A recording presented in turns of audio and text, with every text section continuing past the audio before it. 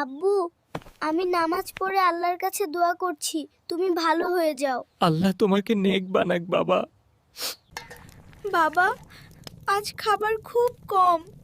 আমি অল্প খেলেই চলবে মা। মা, আমি বড় হয়ে হাফেজ হতে চাই। ইনশাআল্লাহ আল্লাহ তোমার স্বপ্ন পূরণ করবেন। বাবা, মাকে কখনো কষ্ট দিও না। আমি কখনো কষ্ট দেব না আব্বু।